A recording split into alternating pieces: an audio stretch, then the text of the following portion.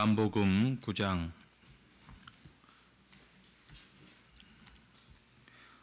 35절에서 41절 말씀 보겠습니다.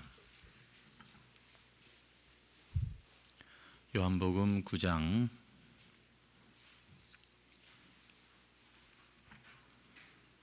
35절부터 41절 말씀입니다. 다 찾으신 줄 알고 우리 함께 합독해서 읽도록 하겠습니다. 시작. 예수께서 그들이 그 사람을 쫓아냈다 하는 말을 들으셨더니 그를 만나사 이르시되 네가 인자를 믿느냐? 대답하여 이르되 주여 그가 누구시오니이까? 내가 믿고자 하나이다. 이르시되 네가 그를 보았거니와 지금 너와 말하는 자가 그이니라. 이르되 주여 내가 믿나이다 하고 절하는지라.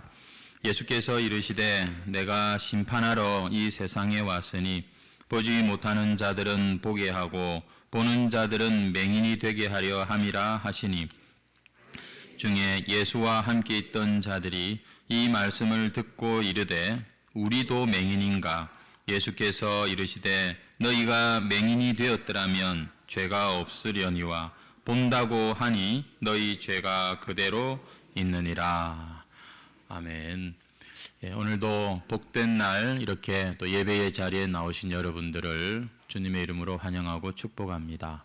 한 주간도 잘 지내신 줄로 생각합니다. 이렇게 건강한 모습으로 뵙게 되어 너무 감사합니다.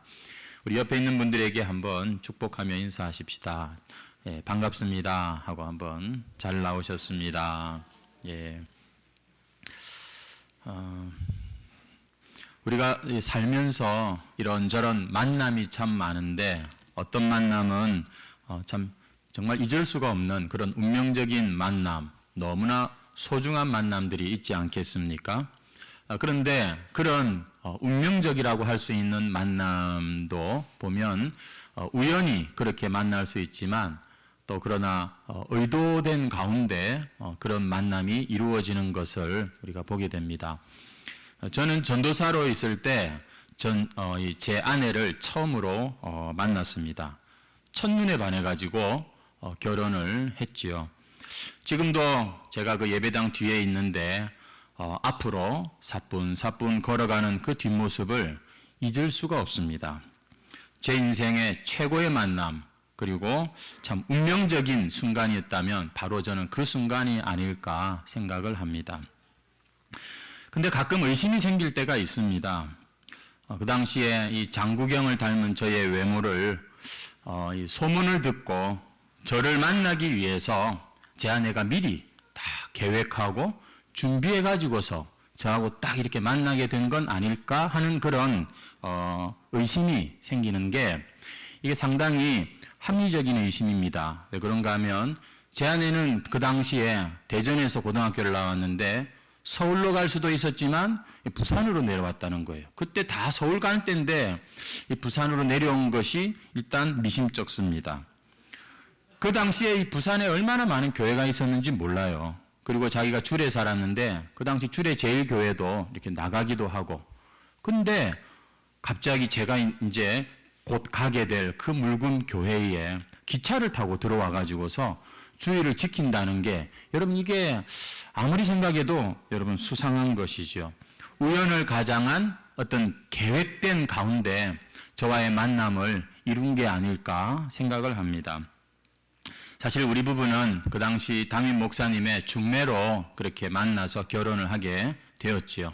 아, 중매군요. 다들 그렇게 얘기를 하면 고개를 끄덕이시던데 사실은 저의 의도와 계획이 치밀한 가운데 이루어진 중매였습니다. 그 당시 목사님과 제가 한 3개월에 한 번 정도 남포동에 이렇게 영화도 보여드리고 또 삼계탕도 사드리고 그러면서 이 결혼 얘기가 나왔을 때 전 제 아내의 이름이 아주 자연스럽게 우리 목사님의 이 마음에 새겨지도록 제가 그렇게 좀 했던 그런 기억이 있습니다. 그냥 중매로 만난 것 같지만 저의 계획과 의도로 이루어진 그런 귀한 만남이었죠.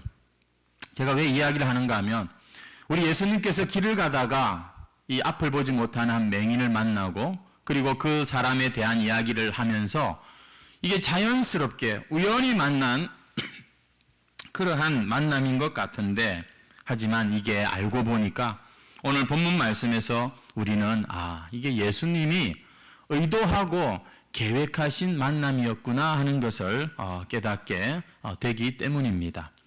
오늘 이 자리에 참석하신 모든 성도 여러분 참 신앙생활은 하나님께서 이미 오래전에 계획하시고 의도하신 가운데 한 사람 한 사람 여러분의 인생의 그 시간에 가족을 통해서든지 아니면 부모님을 통해서든지 아니면 이런저런 다른 이유로 우리가 하나님 앞에 나아온 그분의 뜻과 그분의 섭리 가운데 있다는 것을 우리는 항상 잊어서는 안 되는 것입니다.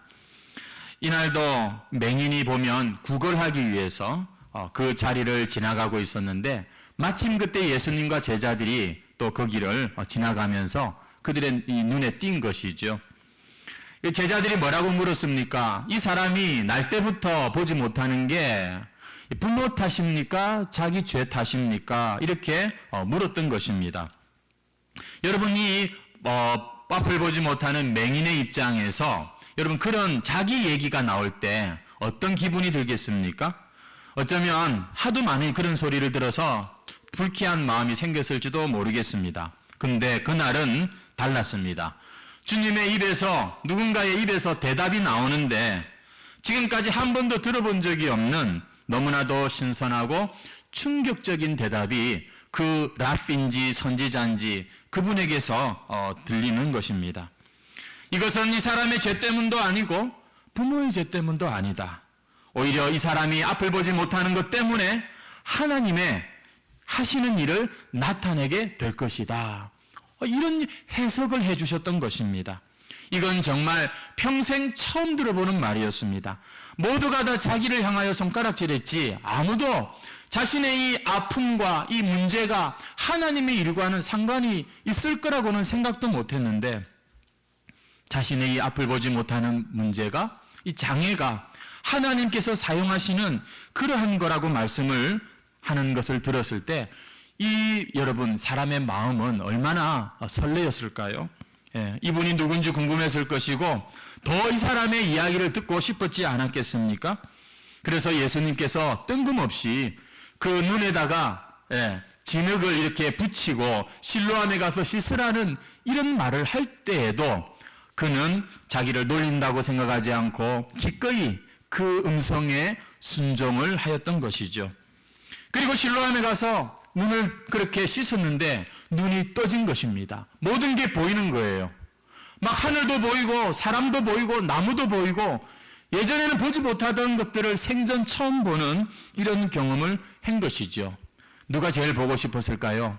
아마 부모님이 제일 보고 싶었을 수 있습니다. 하지만 틀림없이 이 사람은 그 자기에게 말씀하신 그 음성, 자기에게 그렇게 실로암으로 가라고 하신 그분을 꼭 만나고 싶어 했겠죠. 그래서 눈 뜨자마자 그 예수님을 만난 그곳으로 가봤는데 거기에 이미 예수님은 계시지 않습니다. 분명 예수님은 자기를 보셨겠죠. 자기가 어떻게 생겼는지. 그러나 자기는 분명히 그 예수님을 만났지만 예수님을 보지 못했으니 이 만남은 굉장히 온전한 만남이라고 할 수가 없을 겁니다. 뭔가 되게 아쉬웠을 거예요. 그렇게 그날 굉장한 체험을 하게 됩니다. 근데 우리가 지난 시간에 살핀 것처럼 너무나 안타깝게도 이 사람이 평생 처음 눈이 떠져서 그렇게 세상을 볼 수 있게 되었는데 이 엄청나고 흥분된 이 사건을, 이 기쁨을 사람들과 제대로 나누지를 못하는 것을 우리가 보았습니다. 이렇게 사람이 눈을 떴는데도 불구하고 사람들이 그걸 충격적으로 보았지만 이 사람이 얼마나 기뻐하는지, 얼마나 감격하는지에 대해선 그렇게 사람들이 마음으로 동참하지 못하는 것을 보았죠. 오히려 자신이 눈 뜬 것으로 말미암아 이 사람 주변이 더 시끄러워지는 일이 생겼습니다. 왜냐하면 일단 안식일에 눈을 고쳤다고 하는 그 사실 때문이었습니다. 눈이 떴는데 그게 중요한 게 아니라 안식일에 이 사람을 고쳤다는 거, 이게 이 사람에게는 굉장히 참 조심스러운 그런 문제였던 것이죠. 더군다나 예수라고 하는 그 선지자가 그 사람이 이 사람을 고쳤대라고 했을 때 이건 진짜 문제였어요. 왜냐하면 이미 유대 사회에서는 예수를 그리스도라고 시인하는 자는 출교하기로 결의가 된 바가 있기 때문이었습니다. 이제는 예수님과 이렇게 엮이면 안 되는데 하필이면 예수가 안식일에 이 사람을 고쳤대. 자신이 눈을 뜨게 된 게 축복이 아니라 오히려 저주가 되는 이러한 빌미가 되었던 것이죠.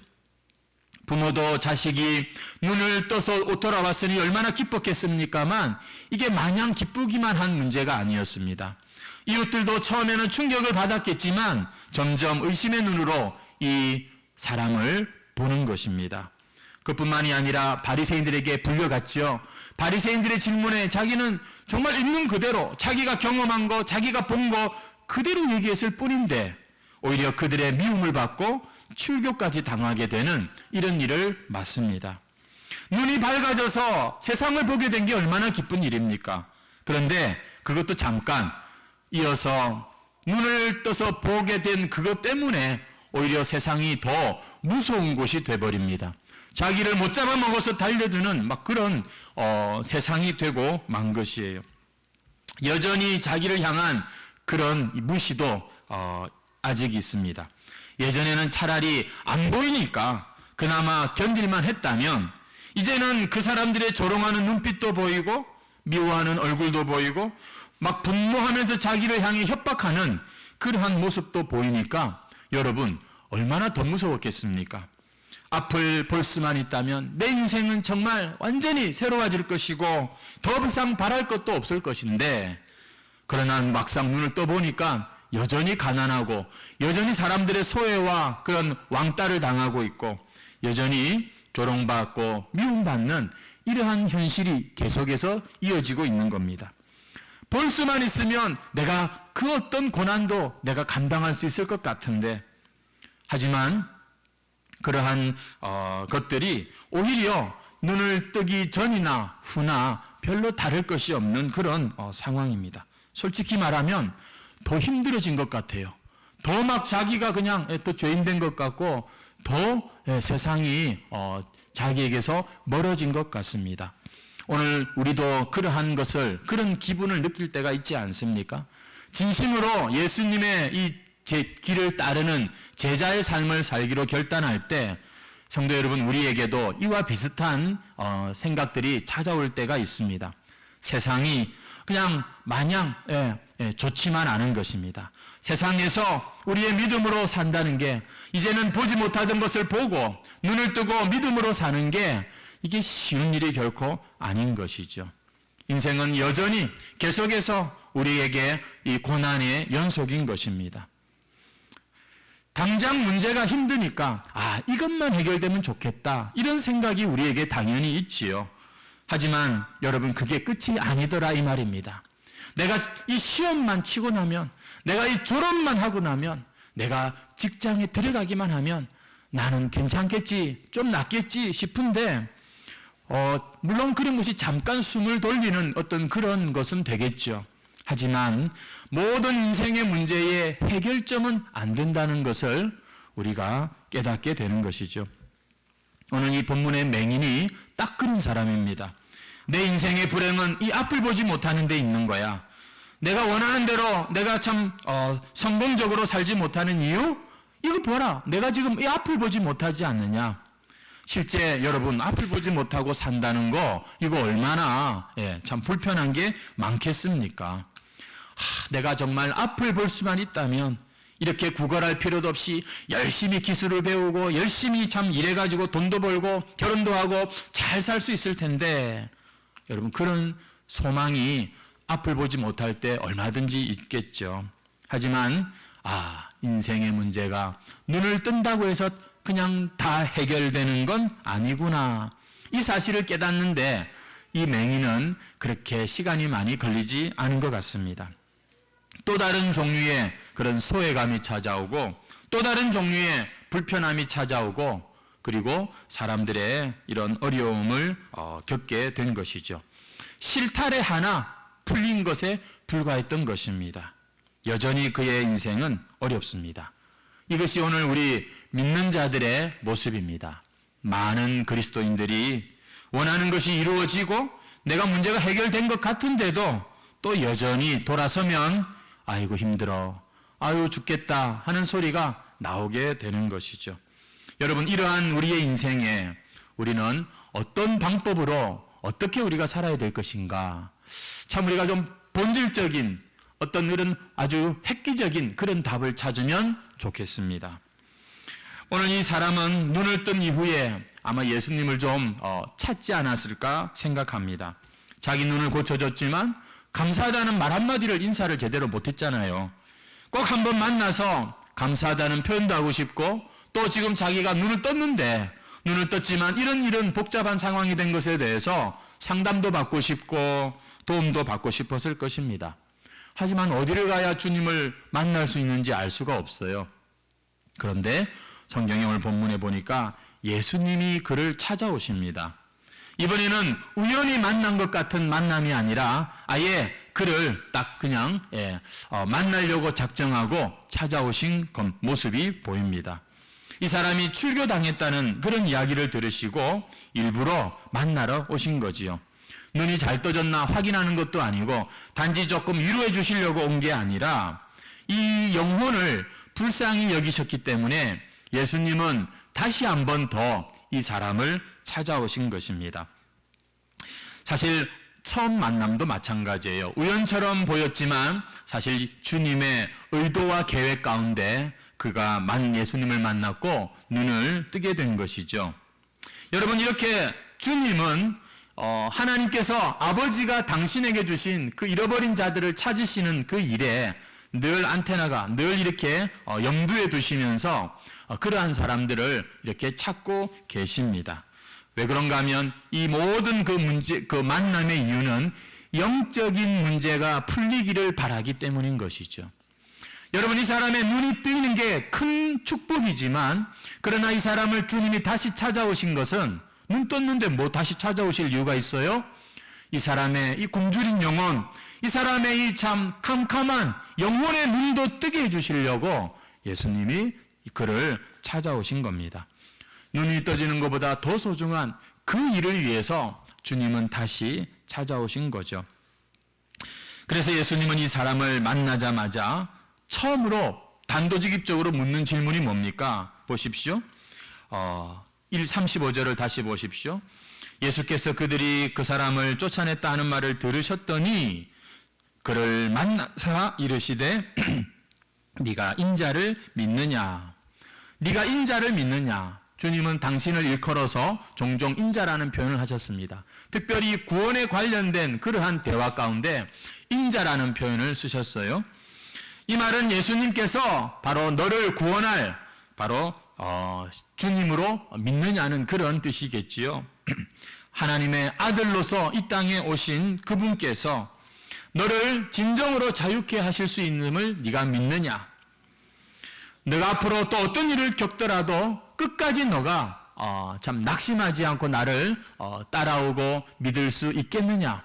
이런 차원에서 주님은 네가 인자를 믿느냐? 너가 나를 신뢰하느냐? 이렇게 물으시는 겁니다.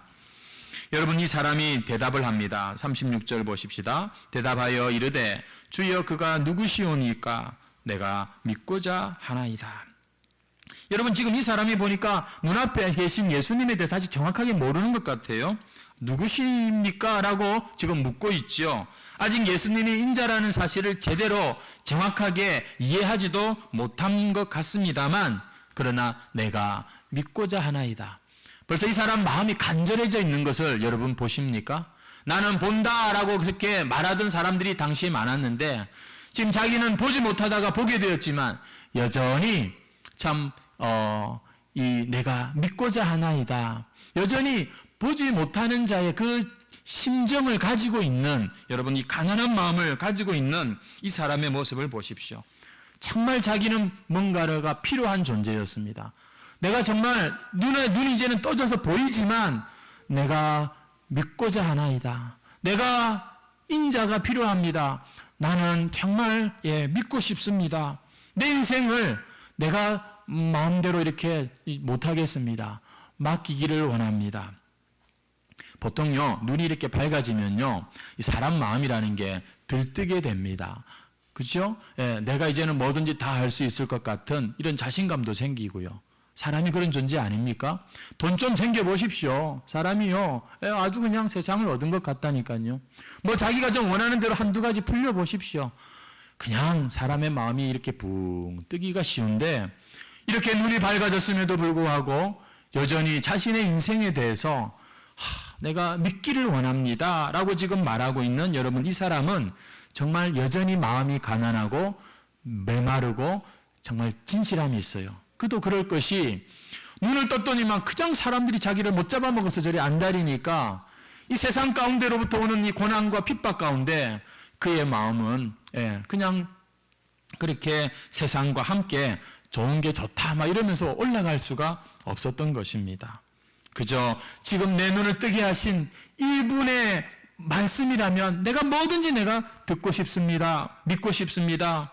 그러면서 그가 누구시오니까 내가 믿고자 하나이다. 예수님께서 말씀하십니다. 37절, 예수께서 이르시되 네가 그를 보았거니와 지금 너와 말하는 자가 그이니라. 이미 이 사람도 짐작을 했어요. 지금 내 앞에 계신 이분이 바로 인자라는 것을 그도 압니다만 정확해야 되겠죠. 주님께서 정확하게 대답을 하시는 겁니다. 바로 내가 그다라고 말씀을 하고 계시는 것이죠. 이 말에 이 사람이 아주 그냥 예수님의 발 앞에 엎드려서 절을 하면서 주여 내가 믿나이다 이렇게 고백하는 것을 봅니다. 예수님을 영접하고 있는 거예요. 예수님이 이 사람의 눈도 뜨게 해주셨어요. 몇 번을 만납니다. 하지만 진정한 주님과 이 사람의 만남은 바로 이 순간이겠죠. 주여 내가 믿나이다. 엎드려 절하고 고백하고 예수님 앞에 이렇게 예배하고 있는 모습. 이건 단순히 자기 눈 뜨게 해주셨다고 고마워하는 감사 표시가 아닌 거 아시죠? 이건 단지 자기가 출교당했는데 이 바리새인들의 이제 반대 세력이라고 할 수 있는 당신의 편에 내가 서겠습니다라는 어떤 정치적인 행동이 아니라는 거 아시죠? 지금 이 사람의 고백은 내가 비록 눈이 뜨였지만 참된 빛은 오직 당신에게서만 내가 얻을 수 있습니다. 오직 주님만이 나를 진정으로 눈뜨게 하실 수 있는 분입니다. 라는 고백과 함께 예수님께 자신을 맡기고 있는 그런 고백이 되는 것입니다. 여러분, 이 고백이, 지금 이 만남이 예수님과 이 사람의 진정한 만남이 되었던 것이죠. 이 만남을 위해 예수님은 그에게 다시 찾아오신 겁니다. 이 만남을 위해 예수님은 처음부터 의도적으로 이 사람에게 찾아오신 거였어요. 사랑하는 우리 해광성도 여러분, 주님은 지금도 이렇게 우리에게 찾아오시고요, 또 다시 찾아오시는 분이신 줄 믿습니다. 우리가 참으로 예수를 믿지만 여전히 세상 살기가 만만치 않고, 여전히 내가 예수님은 눈은 떴지만 어떻게 해야 될지를 알 수 없는 순간이 얼마나 많습니까? 그런데 주님은 그러한 자를 어떻게 하십니까? 너 알아서 해, 이게 아니라 다시 찾아오시는 거예요. 다시 오셔서 다시 한번 네가 나를 믿니? 너 정말 나를 믿을 수 있겠냐? 나를 따라올 수 있겠어? 이렇게 확인하시면서 진정으로 주님을 따르는 그러한 사람으로 만드시는 것이죠. 오늘 이 맹인이 참 눈도 떠진 것도 너무너무 좋지만 주여 내가 믿나이다 이렇게 예수님께 고백하고 있는 이 모습이 오늘 믿는 저와 여러분이 볼 때에는 얼마나 소중한 시간입니까? 성도 여러분, 오늘 우리의 인생에 캄캄한 것이 길이 보이고 뭐 저 문제가 해결되고 이런 것도 참 너무너무 좋은 축복이고 감사할 일이지만, 주님 정말 내 인생은 여전히 캄캄하군요. 주님만이 저의 인도자가 되십니다. 주여 내 인생을 주님께 맡깁니다. 이런 주님과의 만남 있으셨나요? 내가 오래전부터 예수님에 대해서 잘 알고 익숙하지만 주님 제가 두 손 두 발 다 들었습니다. 도저히 저는 눈은 떴지만 힘이 없습니다. 저를 도와주세요. 제가 제 인생을 맡깁니다. 이런 주님과의 대화가 여러분 있으셨나요? 예수님을 만나셨습니까? 오늘 말씀을 맺겠습니다. 예수님을 믿으면 모든 일이 잘 풀리고 문제가 해결될 줄 알았는데 여전히 혼란과 또 연약함 가운데 있는 우리의 모습을 우리는 스스로 볼 때가 얼마나 많습니까? 주님께서 그러한 우리에게 다시 오셔서 물으십니다. 네가 인자를 믿느냐? 너 나를 믿고 따를 수 있겠니? 비록 눈은 떴지만 또 다른 소외와 두려움에 사로잡혀 이 혼란한 가운데 있지만 그러나 자기에게 찾아오신 주님께 기꺼이 인생을 맡기고 있는 이 맹인처럼 오늘 우리 사랑하는 해광성도 여러분, 다시 한번 우리의 모든 문제, 이 참 복잡하고 이 소란스러운 이 모든 것을 뒤로 하시고 오늘 이 시간 주님 앞에 정말 진심으로 주여 내가 당신을 믿나이다. 주님 외에는 저에게 다른 소망 없습니다. 여러분 이 아침에 우리 진실한 그러한 고백을 할 수 있겠습니까? 우리 시간 찬송을 드리시면서 우리 그 고백을 주님 앞에 드리면 좋겠습니다. 찬송가 308장 찬송입니다.